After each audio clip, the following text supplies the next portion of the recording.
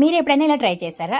బెండకాయలు కట్ చేసుకొని కొంచెం ఒక బెండకాయలు 2 ముక్కలు చేసుకోవాలి. బెండకాయలు వెంక మీద వేపుకొని పక్కన పెట్టుకోవాలి. తర్వాత ఆలుగడ్డ, ఉల్లిగడ్డ, టమాటా 3 కట్ చేసి పక్కన పెట్టుకోవాలి. పెంక స్టవ్ మీద బ్యాండ్ పెట్టి ఇలా ఆయిల్ పోసుకొని గరం మసాలా, దాల్చిన చెక్క ఇవన్నీ కూడా వేసుకొని ఆనియన్స్ కొంచెం పచ్చిమిర్చి వేసుకొని మంచిగా ఎర్రగా అయ్యేదాకా చిన్నగా పొయ్యి పెట్టుకొని మనం నార్మల్గా ఎంపుకోవాలి.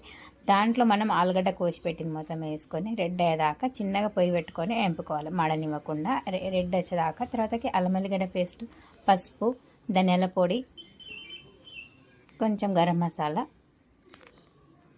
కారం పొడి ఇవి కూడా వేసుకోవాలి. మధ్య మధ్యలో కలుపుతూ ఉండాలి, మాడనీయకుండా. అందులో వేసుకున్న మొత్తం వాటర్ పోసి పక్కన పెట్టాలి. తర్వాతకి ముందుగా వెంపుకున్న బెండకాయ ముక్కలు అందులో వేసుకొని మసాలా వేసుకొని బాగా మరగనించాలి. చిన్నగా పెట్టిపోయి మొత్తం మంచిగా రెడీ అయ్యేదాకా ఉంచాలి. అంతే సింపుల్. కొన్ని వాటర్ వేసుకొని ఉడకబెట్టుకుంటే బీహార్ స్పెషల్ వేడి వేడి బెండకాయలు కూడా ఫ్రై తింటే మాత్రం సూపర్ ఉంది. ట్రై చేయండి.